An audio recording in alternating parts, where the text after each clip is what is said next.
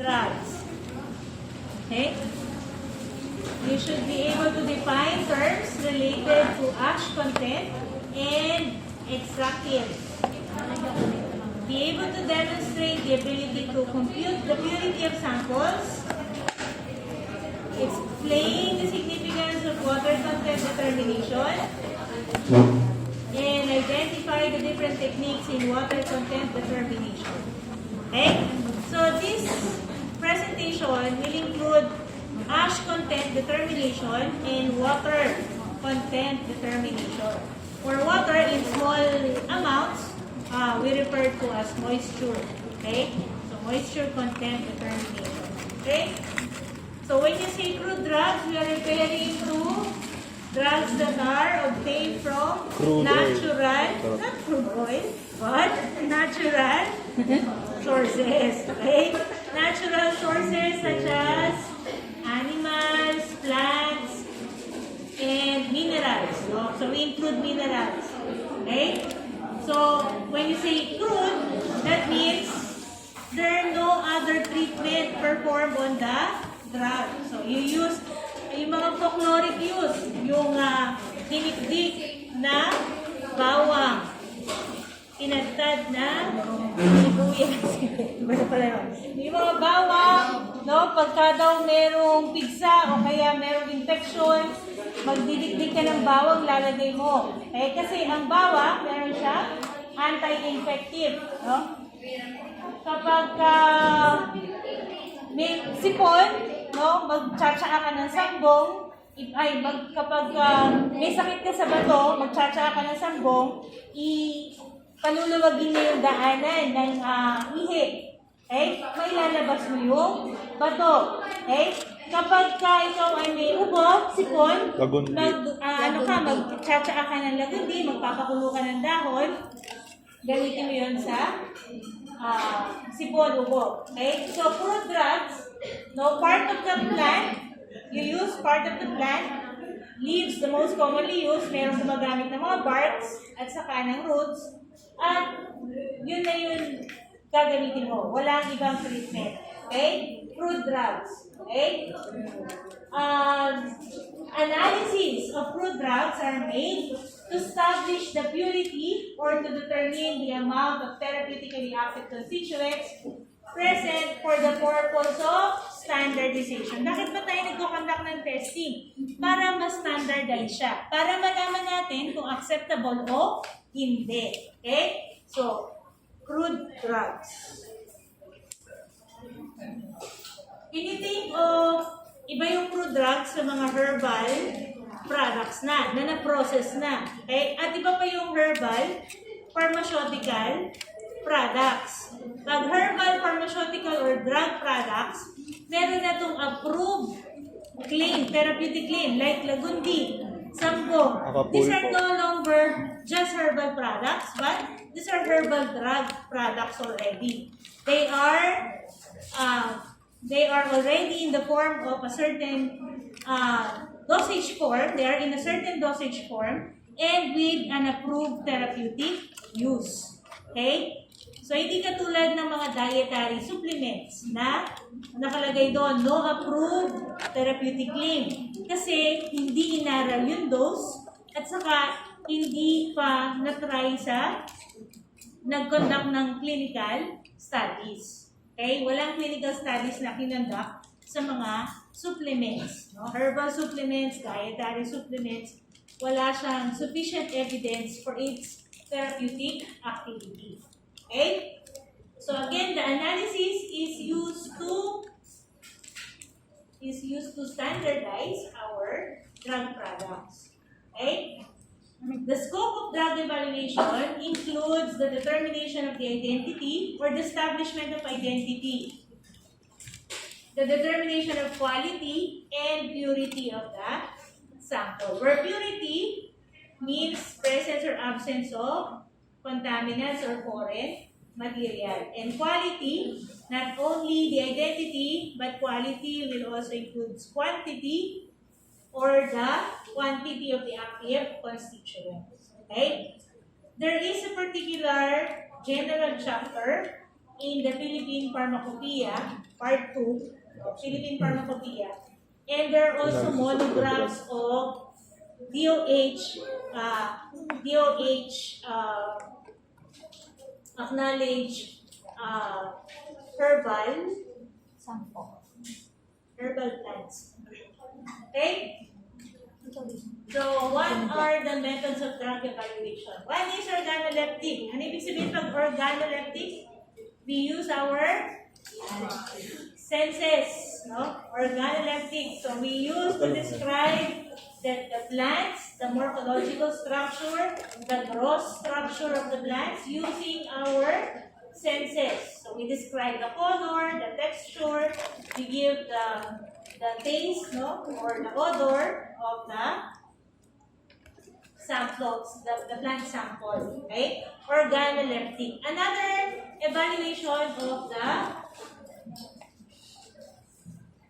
plant is the anatomical evaluation.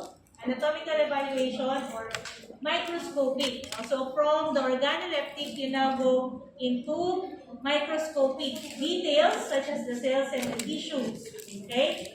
So examination of cells and tissues under the microscope, or you have your protein extraction from the cells of the plant to come up with your DNA barcode. Okay? So in Singapore, where there is a large botanical garden, okay, they already barcoded several of their plants, identifying them into family, genus, species. Okay? So that if you want to verify, you want to study a particular plant, you have to verify first the identity of that plant, and that could be done by DNA barcoding. It's similar to human DNA, barcoding. So they extract the barcode, the DNA material, and then they come up with DNA sequence. The DNA sequence is compared to a data bank of DNA, and that will help establish the identity of our sample. Okay? Pioneering in our country in terms of DNA barcoding of plants are the universities UST and UP. And I think also the SAN. Yung mga botanists dun sa school na yun, they have projects regarding the barcoding of the endogenous species. So, yung mga plants na dito lang makikita sa atin. Okay? Physical contents or physical properties that are characteristic of a particular plant. For example, its moisture content, the viscosity, the optical activity are also evaluated. Okay? Chemical evaluation includes determination of chemical constituents, quantifying them in order to determine its purity. So, halimbawa, yung ash content. Pag yung ash content limit na exceed, sabihin nun, hindi acceptable yung sample mo. Kasi, maraming impurities that are found present in the ash, right? So, nag-exceed sa limit. So, these are constants, these are values or numbers that are used to evaluate the purity of our sample. Chemical evaluation also refers to determining constituents of the plant. Okay, mga phytoconstituents. You have your primary metabolite, secondary metabolite. Primary natin, we have your carbo and proteins. Secondary natin, we have alkaloids, glycosides, tannins, saponins, and this is done by what we call phytochemical screening. So, phytochemical screening is screening for presence of phytoconstituents and identifying them. Okay? So, these are examples of articles, journal articles regarding phytochemical screening. Okay?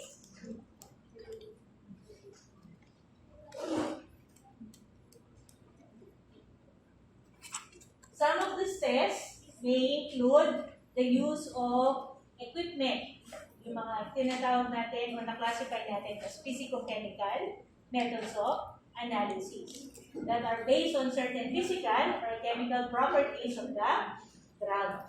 Okay? This is an example of a spectrum.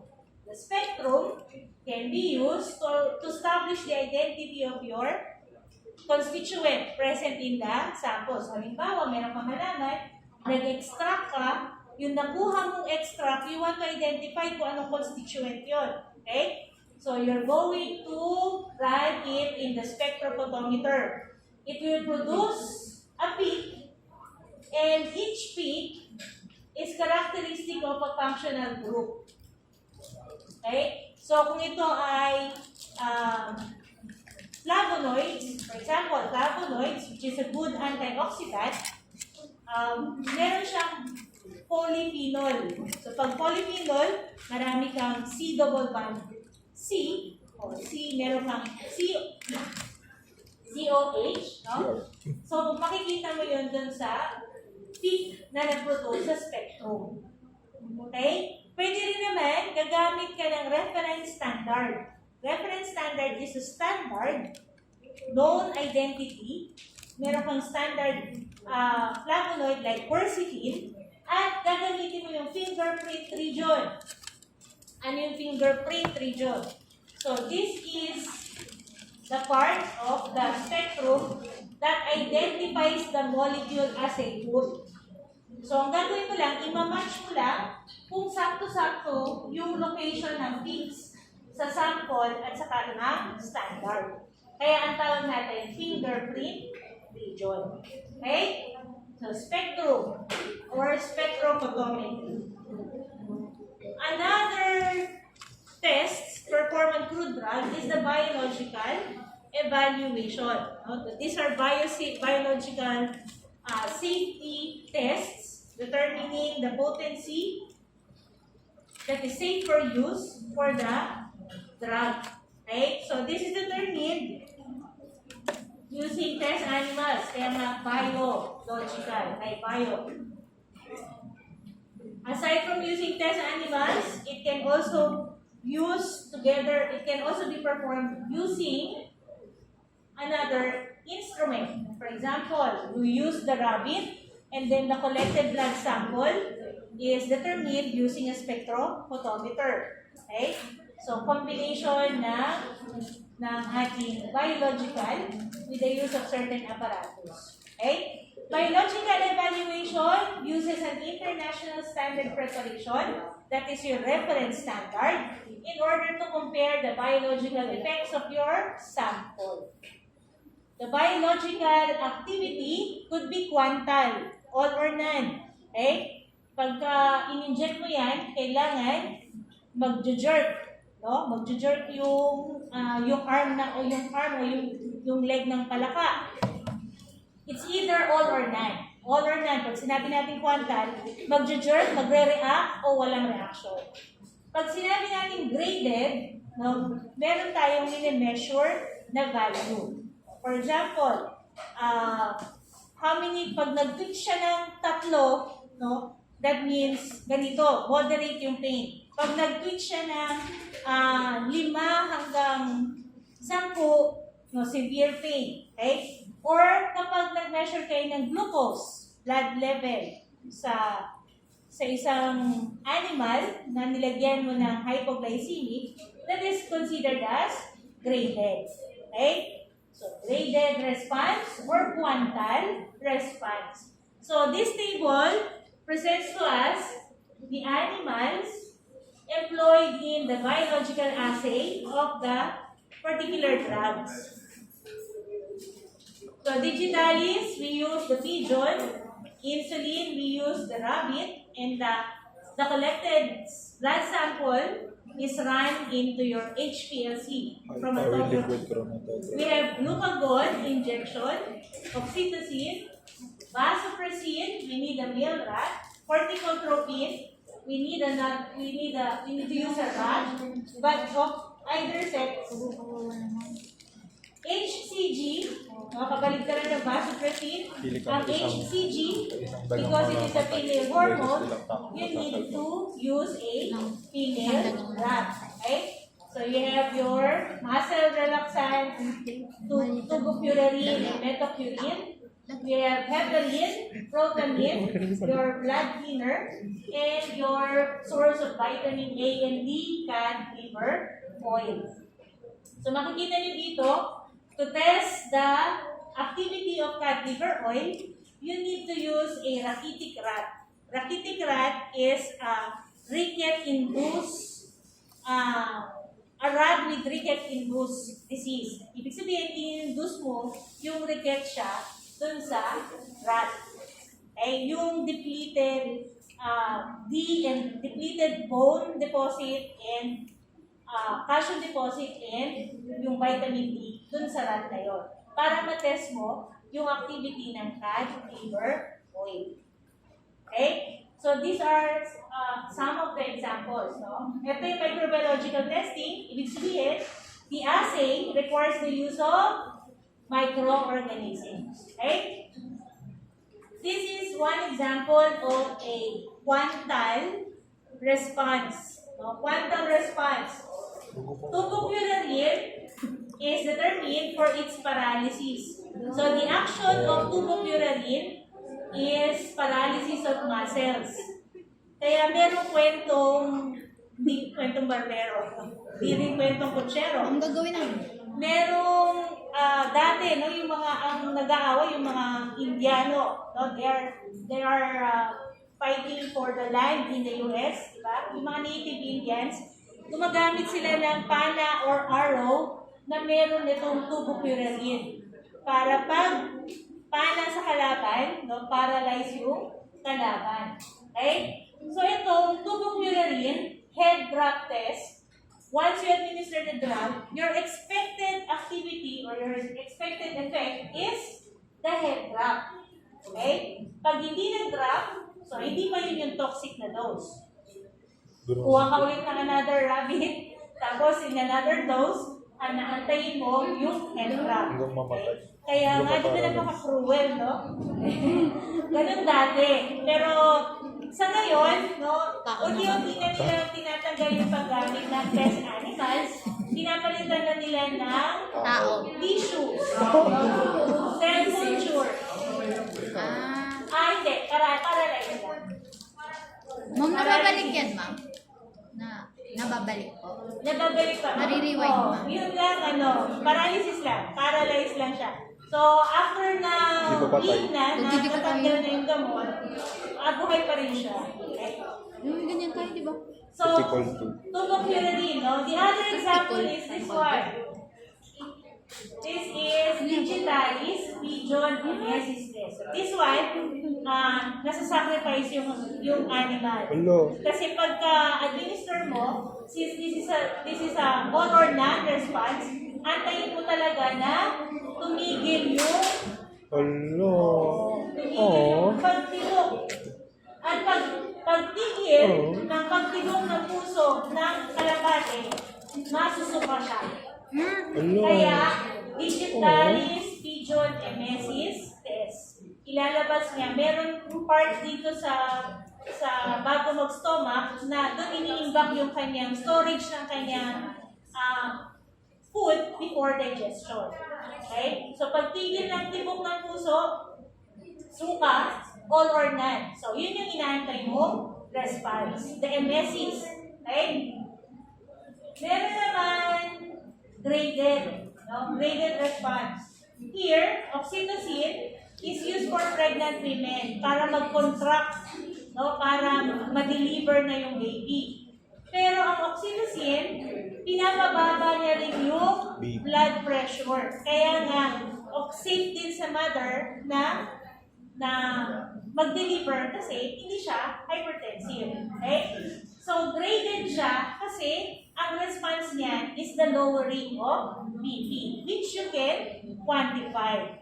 Okay? So, unang BP is, let's say, 110 over 70. O, pangalawang BP niya, pag ganitong dose, okay? Sa ganitong dose, ang reduction ng BP niya is from 110 naging 90 over 70. So that is what you call the graded response. Okay? And these are examples of biological acid. So right now, they are modifying the use of, they are as much as possible, no, eliminating the use of test animals. Kaya nga meron na ng mga microchip that will simulate.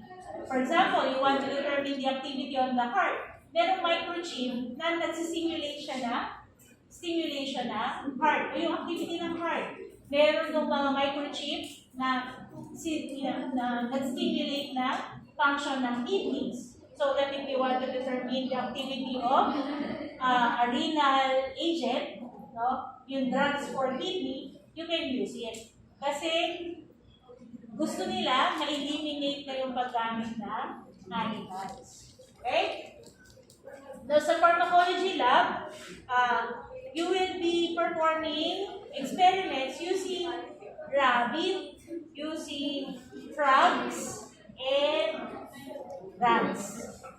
From the small Swiss mice to the spray dolly, no, yung malalaking rat, gagamitin yun as test animal.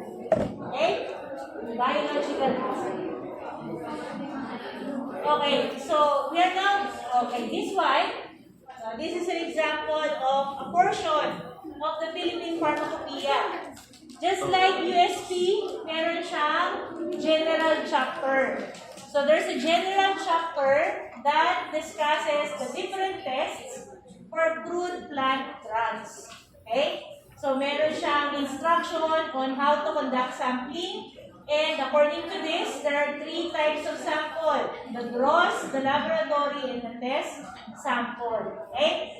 Your Philippine Pharmacopoeia also has, what do you call this class? Monograph. So meron siyang monograph ng mga DOH recognized herbal plants. Okay? So this is your powdered lagundi leaf monograph. So just like the USP monograph, there is the description, the botanical source, and then you have the packaging and storage, labeling, and the different tests that you need to perform for its analysis. Okay? So in powdered lagundi leaf, nakita nyo, meron tayong test for foreign matter, Lawson drying, extractives, and total ash. Okay? So you have here examples of the tests performed on analysis. So sa UP, no, if they are going to conduct a research on plant sample or plant material, they will have to use the monograph of that plant. Okay? Sa atin, pag kayo ay nag-research, una nyo gagawin is to verify or authenticate the identity of your plant. Halimbawa, gagamitin nyo yung, anong tawag mo nun? Paragis. Alam nyo ba yung paragis? Yung nasa damuhan na matataas, na may mga parang Kabayo. yung, Kinakain ng kabayo ba yun? ano, Wala. pagkain sa kabayo, parang yun, yung matataas na damo. Pag gusto mo aralin yun, you have to go to UST or UP. Meron silang quality stores na mag-authenticate na yun nga ay paragis. Before, you can conduct a study on that plant.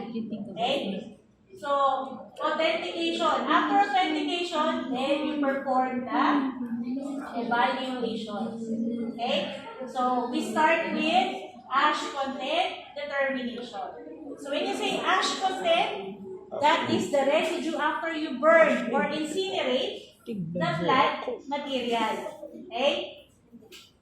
So, ash represents inorganic salts that are adhering to the plant. Remember, they are coming from the soil. So, yung soil, no? These are your sources of inorganic salts. Okay? Sometimes, these inorganic salts are used intentionally for the purpose of increasing the weight. Diba? Halimbawa, diba pagka mamimili kayo ng mga gulay, May mga gulay na hindi linis. Mas mura yun. Di ba? May mga gulay na linis na. Kasi pagka hindi linis, may dagdag pang mga timbang yon. Dumadagdag sa bigat yung mga impurities ng gulay. Ganun din sa halaman, no? Pag nag-collect na kayo ng halaman, kailangan i-wash niyo muna sa running water, i-dry niyo yun, tapos i-air dry. Bago niyo pa gamitin for testing. Kasi, pag ginamit niyo yun, right after collection, napakadaming impurities dun sa plant sample nyo. Okay? So what does high ash content imply? Okay? The high ash content indicates that there was an adulteration, no, an intentionally added impurity. There is a substitution, okay, contamination, or simply careless in handling. No? You forgot to clean your plant sample before analysis. Okay? Determination of ash serves as a basis for judging the identity or establishing the identity and determining the purity or cleanliness of your drug. Okay? For ash content, they set limits.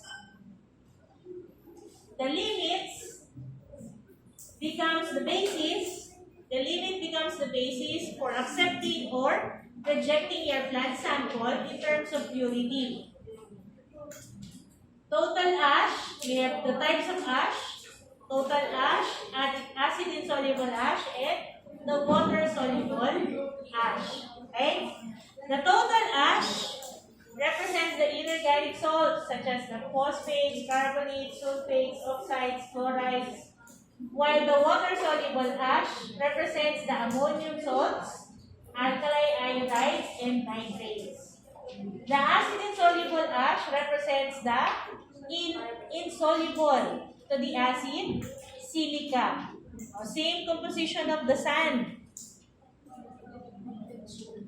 They do not get burned, and they are insoluble to acid. Okay?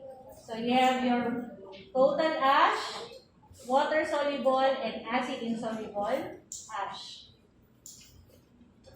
How do you convert the sample into ash? Paano ba mag-burn ng sample? We use the maple furnace. The maple furnace is a small oven, pero pwede rin malaki, no? Pagka mas malaki yung laboratory. It's an oven type that can produce a temperature as high as 1,600. That can convert all matter into ash. Okay? So, ito yung mga temperature pang-burn kahit na mga buto na nagiging ash. Okay? 1,200 to 1,600. Now, the range of temperatures are described by the color of the inner walls of the oven. Kapag very dull red heat yung inside na oven, ang temperature nun ay 500 to 550. Pag dull red heat, 550 to 700. Pag very bright, so it's 800 to 1,000 already. Kapag white, yung may emit dun sa wall ng oven, so that is the highest temperature. Nasa range of 1,200 to 1,600. Okay? Now, the commonly used range of temperature for analysis is 550 to 700. Because higher than that, described as bright red heat, could convert the salts into oxides and chlorides that are lost and cannot be included or quantified. So, pagka nag-volatilize na, hindi mo na ma-account as inorganic salt or impurities. Kaya ang gamit natin is just enough to convert this, the compound into a salt, into an ash rather, that contains the inorganic salts. Okay? So these are specific temperature beyond dull red heat, or described as bright red heat, that can convert salts into volatile substances. Okay? So you have your carbonates to oxides, phosphates to pyrophosphates, chlorides to chlorides. No? Sublimation or volatilization of your chloride. Okay? Now, how do muffle furnaces look like? Right? So this is the structure. This is how the muffle furnace. You have that nasa third floor yata itong laboratory natin. Ganyan lang din siya kaliit. Maliit lang. So it's an oven. You open it and then you place inside the crucible that contains your plant sample. So before you start, you have to determine the weight of your empty crucible. So you tear the crucible, you place your samples, you place it inside the muffle furnace, and then after the indicated time, you check whether you have converted the entire sample into an ash. Okay? Kapag ash na lahat, what you do, wala nang carbon, wala nang fumes, wala nang smoke. You are going to allow it to cool down. So you place it in a desiccator. After 2 to 3 hours, you weigh, and then you have the first weight. Okay? You put it back in the desiccator. After another hour, you weigh again.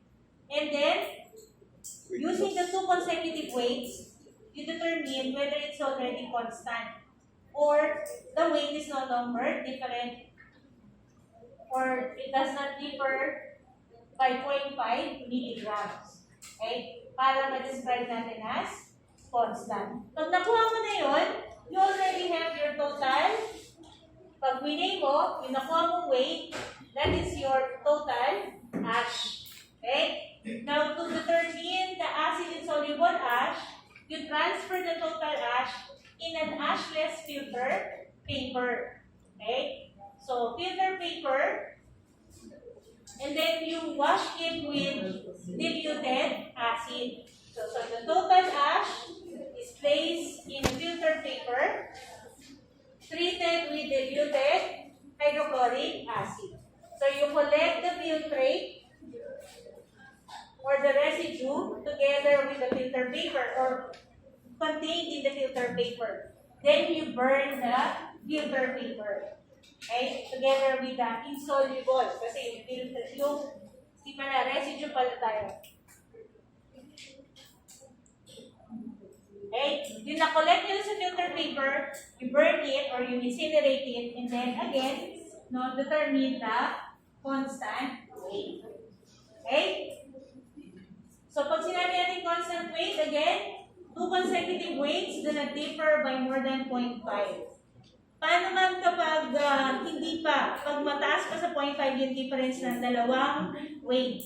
Then you have to put it back in the desiccator, allow it to cool it down again because the heat is adding weight to your sample. Okay? So, you stop pulling it and weighing, pulling and weighing once you reach a difference of less than 0.5 milligrams. Okay? How about the term residual ignition? To differentiate it from residual ignition, Dawson ignition, and Dawson drying, you refer to the temperature used. When you say residual ignition, you use dull red heat and small amount of sample. Pag loss on ignition, you use 800 plus minus negative 25. At kapag loss on drying, that can be achieved even by the drying oven. Hindi na kailangan ng muffle furnace. 110 to 120 degrees. Okay? So, these are the other terms related to ash determination.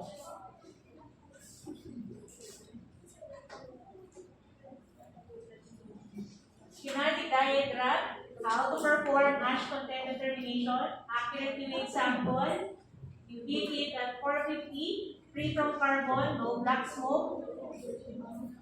Once you have the ash, you allow it to cool down and then weigh. The weight of the ash divided by the weight of the sample times 100 is your percent total ash. Again, the total ash represents all inorganic salts found as impurities to your sample. For acid insoluble ash, you use the total ash, you treat it with diluted hydrochloric acid, you filter, and the residue together with the filter paper is incinerated. You pull down the crucible containing the ash and then you weigh. Okay?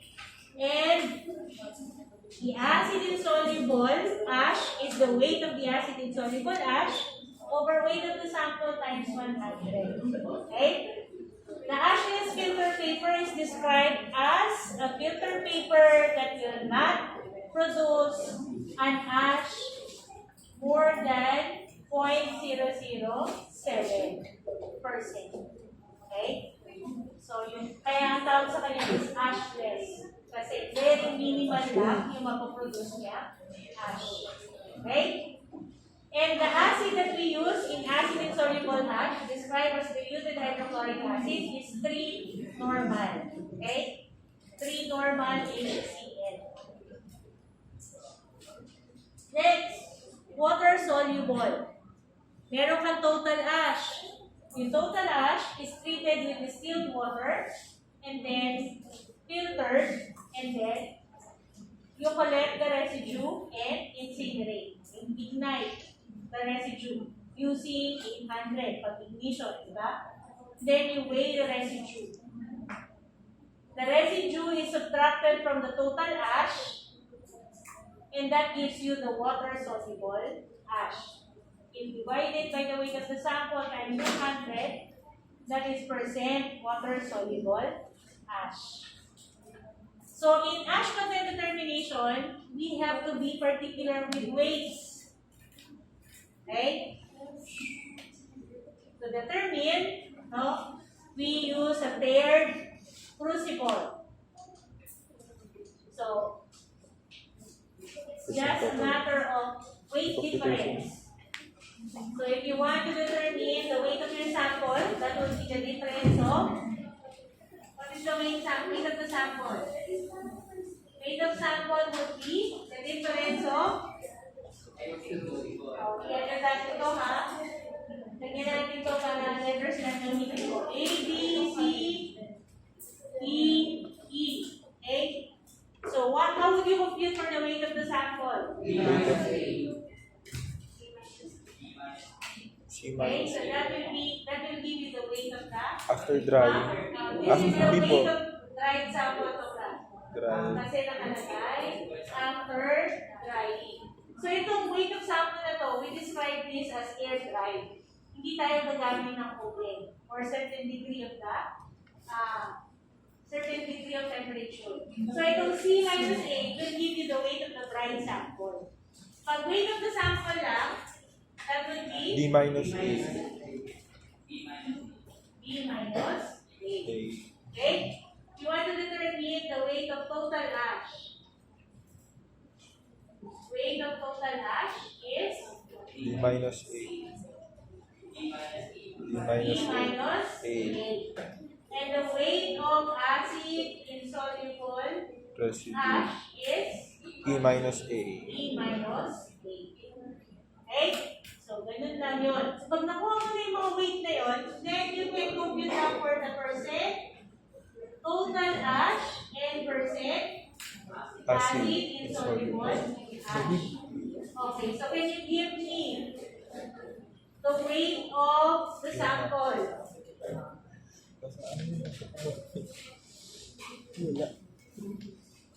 Weight of the sample is 61.684, 9.23. Okay. How about the weight of the dried sample?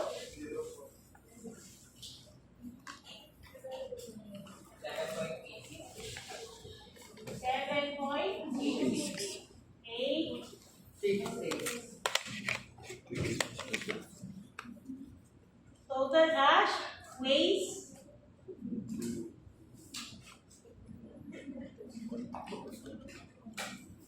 0.553. And the acid insoluble ash,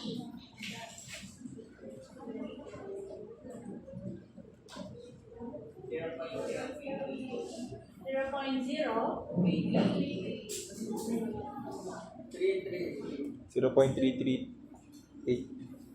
okay? Did all of you got the same answer? Okay, so once you have the weights, you can now proceed to the determination of percentage, total ash, and acid insoluble ash. So using the air-dried sample, total ash percentage is 0.553 divided by 9.232 grams.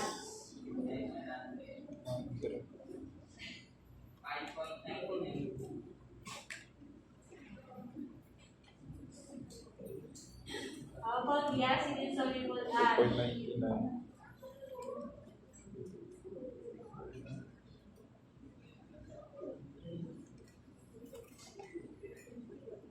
0.36. 37. 37. Okay. Then here the specification. Ash limit is 6%. Acid insoluble is 0.5%. Did the sample meet the specification? Accepted. Accepted. Both types of ash. Okay. Kasi ang limit natin, limit means no, not to be exceeded. If the values are exceeded, then that becomes unacceptable. Okay? So, bago nyo pa interpret, kailangan pareha sila ng decimal. Also, since that is full number, you have to round this to full number. That is one decimal place. So, this is rounded to 0.4%. Then you compare it to the specification. Okay?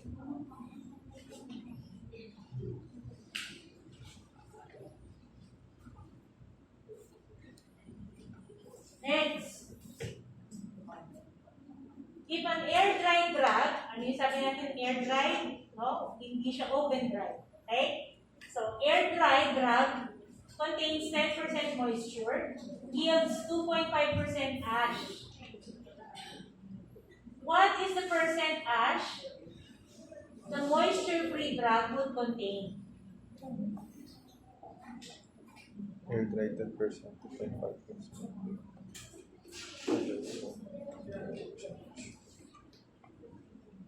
Okay, so air-dried sample contain 10% moisture. What does 10% mean? That is the water content. So that means that is 10 grams of water or moisture in 100 ml. that is your 10% in 100 gram sample. Okay? So if this is air-dried, what would be the weight of your dried or moisture-free drug?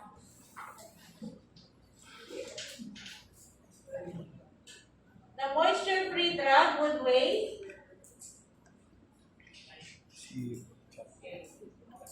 0. moisture-free is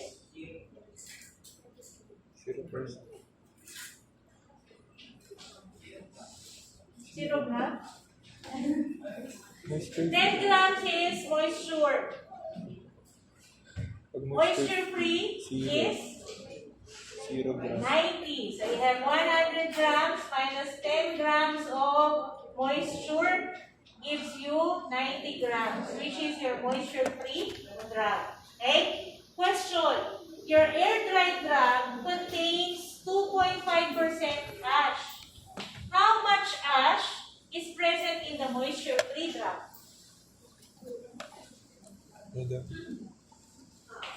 The 2.5 grams ash, the 2.5% rather, ash is present in your air-dried drug. How much percent ash is present in the moisture-free drug? Bali, 12 grams. So, 80 grams. Sure.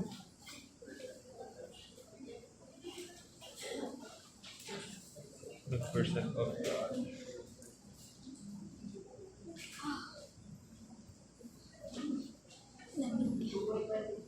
2.25. How did you get 2.25? 100 grams contains 2.5% ash.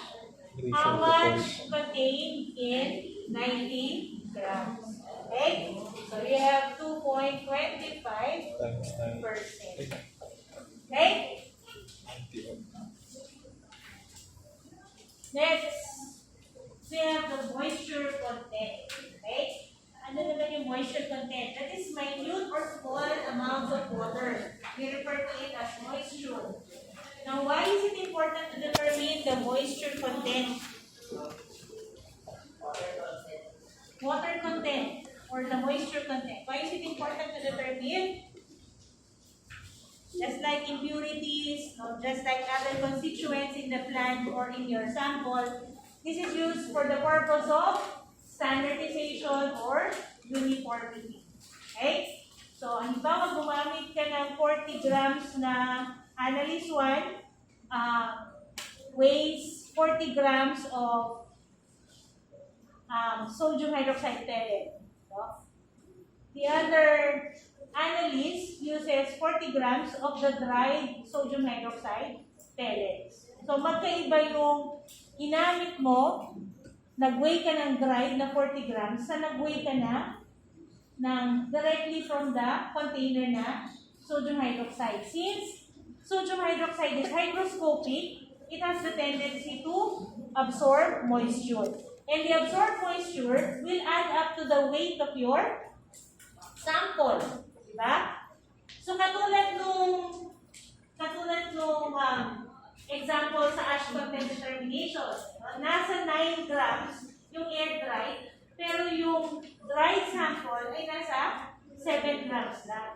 So, malaking factor sa weight yung water content. Okay? So, kapag gagamit kayo ng mga hydrates, no, you have to include in the molar mass, no, yung computed molar mass, yung amount ng water present. Diba, meron tayong mga magnesium sulfate, heptahydrated, copper sulfate, pentahydrated. So that is the reason why we have to include the 5 moles of water in the weight because it bears a weight. Okay? Water can be in its absorbed form, just like the hygroscopic materials, no? You have your aspirin, you have your sodium hydroxide. They absorb moisture from the air, and so it can lead to an error in the weights. You know, when we use it especially for analysis, for computation. So it makes it necessary to determine now the moisture content. Okay? So these are the reasons. Bakit nga? Kasi may mga monograph na computed values ay gamit ang moisture-free weight of the drug. Okay? Kailangan natin yan so that it will not adversely affect the computed results. Okay? Control of amount of water is important in making a solution of definite concentration. Bakit tayo nag-standardize? Kasi nga, no, pagka ginamit lang natin yung mga quantities na naka-indicate sa preparation of our solution, it is not the exact concentration. So we standardize using the exact concentration, using the exact weights, and for analysis, the standardized solution. Okay? So there are 6 methods of determining moisture content. We have the gravimetric methods. No? Gravimetric method using drying oven temperature of 125 for those constituents, for those drugs containing no constituents other than water. We have for those containing ether soluble constituents, dried at the same temperature, 105 degrees. And then we have the azeotropic method. Azeotropic method is also known as your toluene distillation method. This is used for both drugs containing 2% or more of moisture. Your dichromatic method is useful for compounds containing hydrates or water of hydration. Dew-point method, and then the last is electrolytic hygrometric. Of the 6 methods mentioned, only 3 are official in the USPMF. These are titrimetric, distillation method, and the other one is gravimetric method. So method 1 is titrimetric method or the Carl-Fisher method. We call it Carl-Fisher method because the reagent is Carl-Fisher. Okay? Under this method, we have direct titration. So direct titration is single titrant. That is your Carl-Fisher reagent. Residual titration, we have 2 titrants. Carl-Fisher reagent and your standard water. Okay? Volumetric, no, this is following the principle of electrolysis, no? That water can generate current. Okay? So, volumetric method. Approximately, if you titrate the sample with your Carl-Fisher reagent, every 1 ml consumed of your Carl-Fisher reagent, it is equivalent to approximately 5 milligrams of water. Okay? So we use the term approximately because Carl-Fisher reagent can be standardized. Okay? Just like your titrants in the volumetric method of analysis. So what composes the Carl-Fisher reagent? Iodine, sulfur dioxide, pyridine, and anhydrous methanol. Okay? So it is the iodine and the sulfur dioxide that reacts with your water to quantify the water. And the methanol is used to prevent your sulfur dioxide reacting with pyridine, where the pyridine is used to drive the reaction to completion. So it prevents the reverse of the reaction. Okay? So it has to be indicated here that we are using anhydrous methanol since we are determining water content. Okay? So how can we standardize Carl-Fisher reagent? We need a primary standard. Primary standard called sodium tartrate dihydrated. Okay? Sodium tartrate dihydrated. To standardize, we need anhydrous methanol added to your Carl-Fisher reagent. The endpoint color is canary yellow. So if you have your anhydrous methanol in an earthenware flask, you titrate it with your Carl-Fisher reagent until it changes into canary yellow. So pag canary yellow na yung solution, you now add your primary standard and you continue titrating until it becomes again canary yellow. So ibig sabihin, pag dinagdag mo yung sodium tartrate, pag-iiba yung kulay, magiging colorless. Tapos, tutuloy mo yung titration so that you will reach again the color canary yellow. So at the end of titration, at the end point, meron kang volume of your Carl-Fisher reagent. Okay? Meron kang ginamit na weight na primary standard. Okay? Now, how do you compute or what do you compute for? You compute for the value of F. What is F? F is the water equivalence factor or water equivalence value. That instead of approximating, you will get the actual or exact equivalent of 1 ml of your titrant.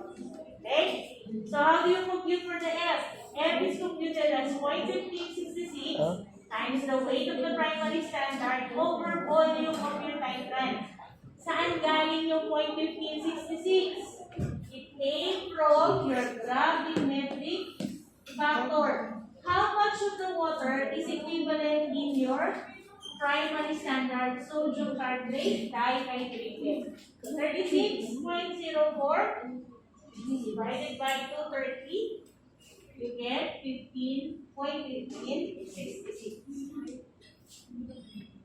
Okay, so you multiply it by 2 kasi kailangan balance mo, no? Parehas dapat, no? Kung meron kang dalawang water dito, dapat 2. So you use a coefficient of 2. So you got 0.1566. So this becomes constant when you're computing for F. So 0.1566 times the weight of the primary standard over volume of the timer.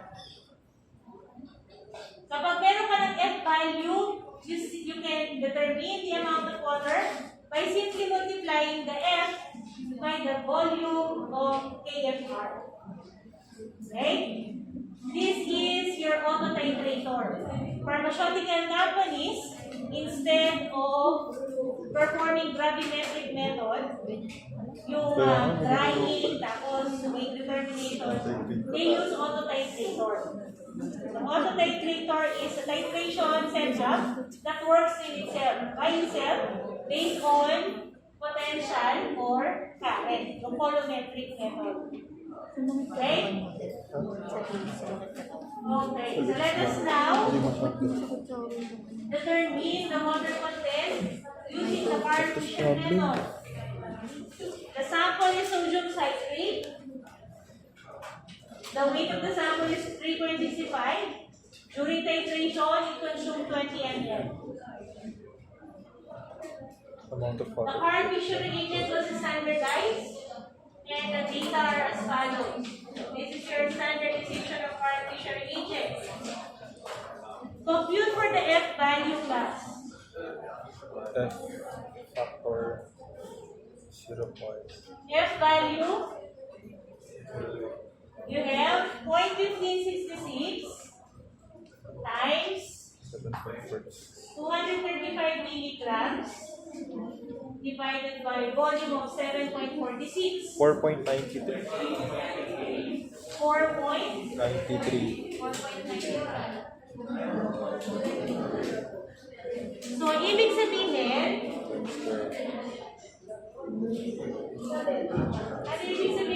instead of 5 milligrams, 1 ml of partition agent consumed is equivalent to 4.93 milligrams of water. Okay? So, how do you compute for the amount of water? Your sample consumed 20 ml. 4.93. So 20 times 4.93. 98.66. 98.66 milligrams water. Okay? What is the percent water? 98.6 divided by sample, in which it is in milligrams. So you convert this to milligrams. 2.7.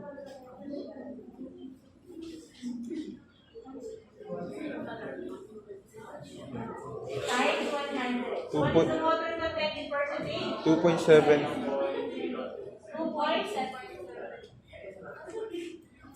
Okay? 0.1.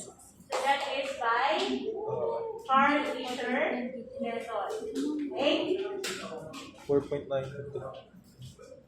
Let us have another example.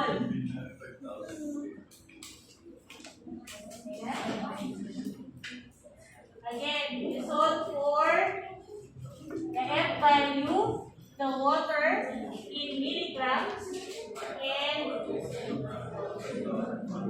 percent water. 5.48.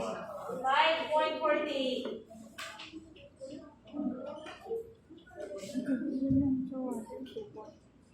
You have 20 ml multiplied by 5.48 divided by the weight in milligrams.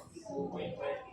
2.28%. Okay? So, question regarding method 1, titrimetric method. We proceed to method 2, which is azeotropic method. Azeotropic or azeotrope refers to Kinarin natin mixture of dati liquids, azeo. constant boiling point. So meaning, pag sinabi natin mixture, more than one liquid. And they boil at the same temperature. If they boil at the same temperature, it means you can distill it at the same time, no? Using the same temperature. So azeotropic method is used for water or for sample containing water of 2% or more. Pagka maliit dito, no? Pagka maliit dito ang water content ng sample, gagamit ka kailangan ng maraming sample. Malaking sample group, gagamitin mo. So, hindi siya practical kung small amount lang yung sample, yung water dun sa sample. Okay? Okay ba? So, you begin by getting an accurate weight of the sample, placing it in the flask, adding the toluene. Toluene is the reagent that will co-distill with water. After that, you connect the apparatus to the flask, and then you heat gently, allowing it to distill, and then read the volume of the water. Since toluene is immiscible with water, it forms separate layers. Okay? So this is the water, this is your sample plus toluene. Okay, so allow it to boil, so that it will condensate. You collect the distillate. Okay? So this is how it looks like. The distillate is collected from the collecting tube, where the collecting tube has graduation. Now you can read or measure the volume of your water.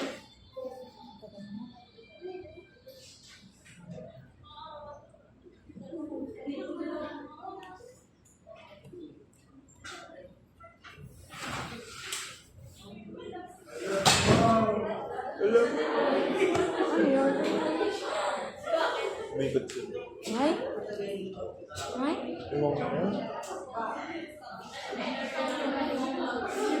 Good morning, class. We're going to have the next topic, which is okay. So we have here.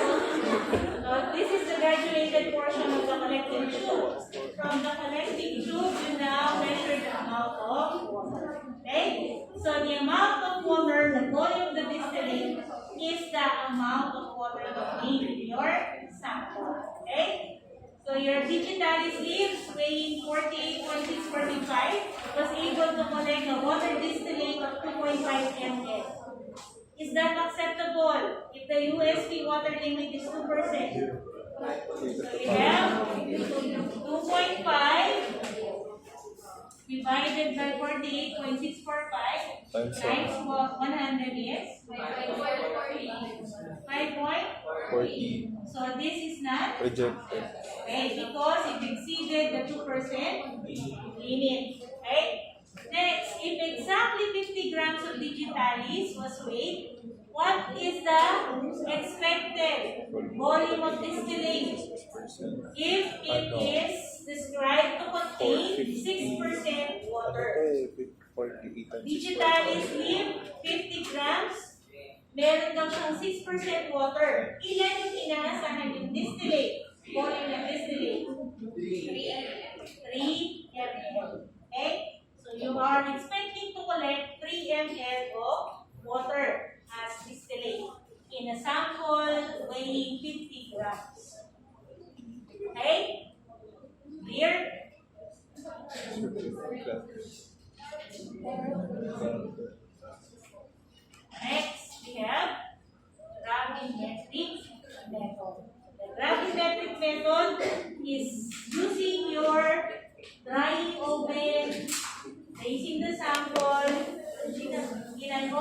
set at 105 degrees.